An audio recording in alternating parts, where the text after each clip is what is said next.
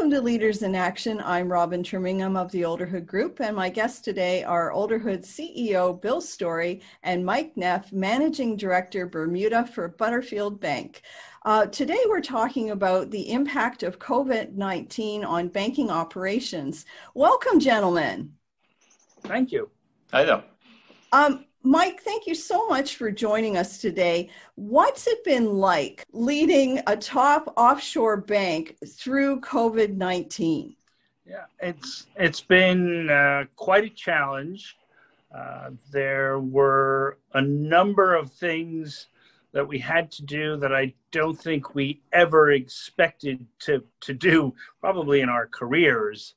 When COVID came, we went from operating in Bermuda, 511 people in our various buildings.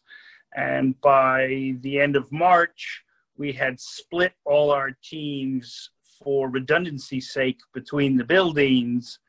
And then the government announced a lockdown. And in very short order, having gone through the complexities of splitting all of our teams, we had to go through the tremendous complexity of moving 460 people to their homes in a way where they could actually work from home. So we've had to change the layout of floors. We've had to have partitions put up. We have signage, and a whole bunch of procedures. And for a period of time, we were taking people's temperatures as they showed up. We changed how people could come in and out of the building. So it has just been an immensely challenging time. Yeah, Mike, that must have certainly been a challenge. Let me kind of put you on the spot, if I may. What impact do you think there has been on basically two things? One would be performance. How has the bank performed? How has staff performed?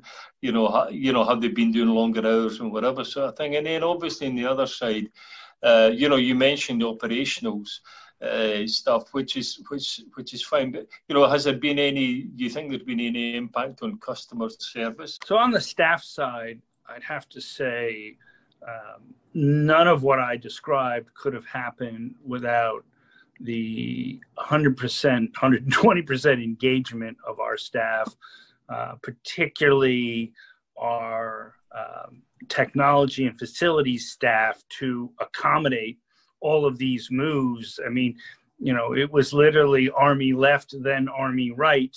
You send everybody home, they've all got to have equipment. It's a massive undertaking, and people were working round the clock 7 days a week to make it all happen. And I think we anticipated severe challenges with doing it all in the timeframes we were given, and yet it all happened quite smoothly. So everyone really rose to the challenge. On the customer side, I think we've done a very good job under the circumstances. I would say that during, lockdown, that presented a lot of challenges just in terms of access to the bank. So we negotiated with the government to have our main branch open for select hours, and that created a whole nother set of protocols in terms of how we could get people in and out of the branches. And also, it created long service lines.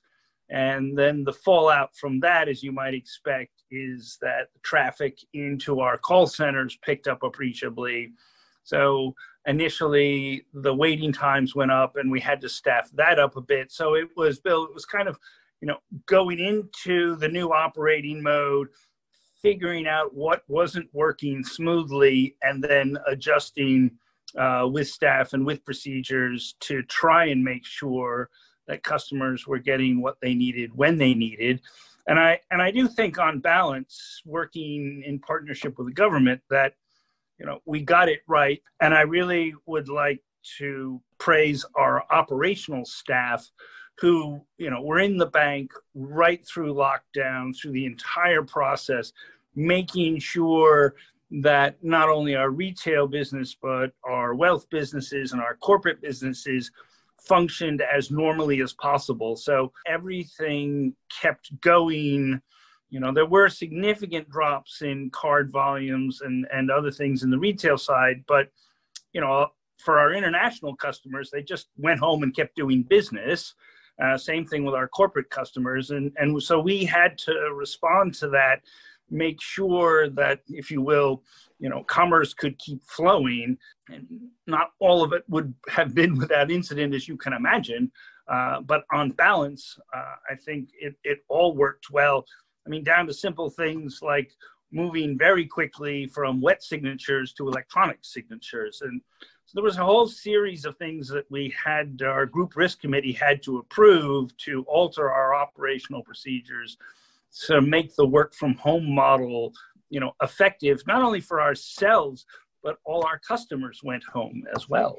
And I think obviously from the customer point of view, obviously things like being online has been a tremendous benefit. Unlike the old days when we all had to stand in line in the bank physically. Mike, you've gone from a situation where you have an industry that's operated pretty much the same way for quite a long time, and you've all been thrown into a situation where things are very fluid. Has your leadership team had to adjust their leadership style as a result of all of this? Yeah, it's a very good question.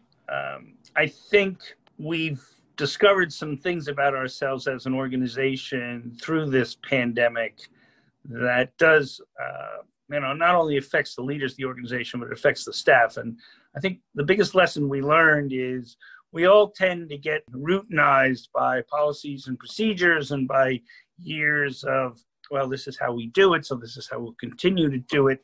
And I think as leaders and more broadly the entire employee base, what we learned in March and April is just how quickly things can change if they really have to change. And I think, you know, we in the executive committee of the bank have had conversations that run around the notion that work from home is here to stay. I think we're still in the throes of working through a permanent policy for that. But I believe as a result of COVID, we will have some percentage of our population who works at home, perhaps rotates through from time to time, because I think it's really important to keep the culture of the institution together. I think our junior people can't learn from more senior folks if they're all sat at home. So I think, you know, you still need folks in the offices, the collaboration that creates. So I think that will persist. That has implications for, you know, the model of the business going forward. And of course, the other thing that we've learned is that all of the electronic channels, you know, we've seen big volumes pick up through there. So not only for the bank and its staff and its leaders, but even our customers are learning, well, actually, all this online stuff does kind of work, and it is safe. And, you know, so I think what it's done is just accelerated trends that were already underway. And personally, I find it very satisfying because I think it's opened up people's minds to what is possible rather than, well, this is the way we've done things and we're just going to continue to do things. So it's really, in many respects, been quite an eye-opener. And it'll be interesting to see as we work our way through COVID and come out the other side, how that starts to impact not only the evolution of Butterfield, but you know, the industry as a whole. Right. Excellent point. Well, we're just about out of time here. You've been watching Leaders in Action. Join us again for part 2 of this conversation with Mike Neff.